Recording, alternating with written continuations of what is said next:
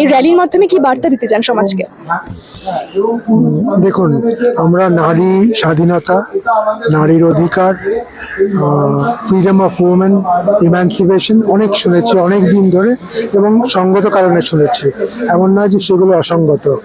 নারীদের উপর অনেক রকম অনেক বছর ধরে যুগ যুগ ধরে অত্যাচার হয়েছে, কিন্তু আজকে আধুনিক দিনে এসে আমরা দেখতে পাচ্ছি যে অনেক, বিশেষত শহরাঞ্চলে দেখতে পাচ্ছি যে মহিলাদের ইমানসিপেটেড এবং ফ্রি হয়ে যাওয়ার পর হয়তো চাকাটা অন্যদিকে ঘুরছে, এবং যার হয়তো শিকার পুরুষরা হচ্ছে।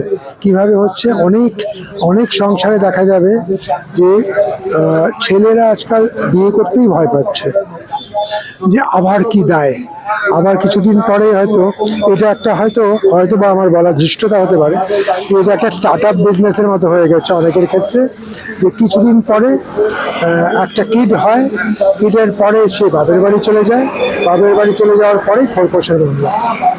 তো একতরফা যদি হয়, তাহলে আমরা অবশ্য সিনেমায় দেখেছি, সিনেমায় শুনেছি যে তুমি দেখো নারী পুরুষ, আমি দেখি শুধুই মানুষ, কিন্তু সেটা আদর্শগতভাবে আমরা সকলেই একমত তার সঙ্গে, কিন্তু পুরুষরা বোধহয় কোথাও হারিয়ে যাচ্ছে, এবং তাদের জন্য বলবার কিছু নেই। আমাদের ভারতীয় দণ্ডবিধিতে পুরুষদের জন্য কোনো রকম জায়গা নেই। ডোমেস্টিক ভায়োলেন্স অ্যাক্ট বলুন, আমাদের ক্রিমিনাল জুরিসপ্রুডেন্স বলুন, সেখানে শুধু উমেনদের জন্য হয়তো সঙ্গত কারণে, একসময় সঙ্গত কারণেই তাদের প্রোটেকশনের জন্য women war suppose two B the victims, only the victims.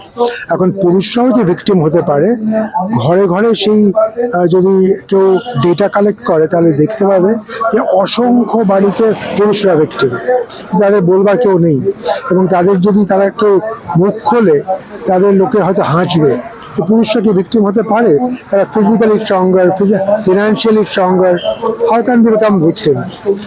ঘরে ঘরে এরকম, আপনাদের ঘরে ঘরে দেখবেন যে অসংখ্য এরকম পুরুষ যাদের কথা বলার আছে অনেক, কিন্তু বলবার কোনো প্ল্যাটফর্ম ছিল না।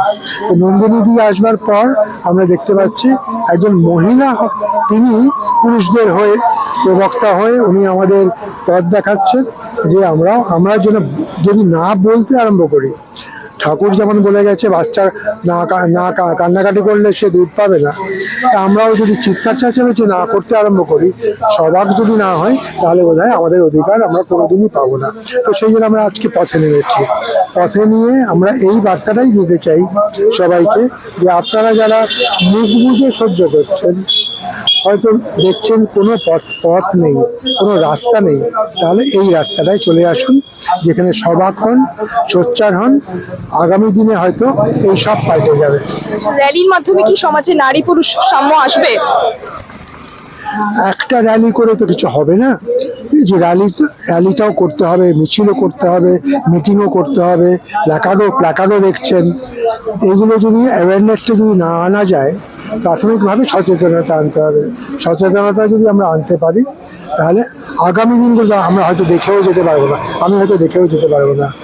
I am almost 74 years old। তো আমি এই বয়সে কেন এদের সঙ্গে আছি?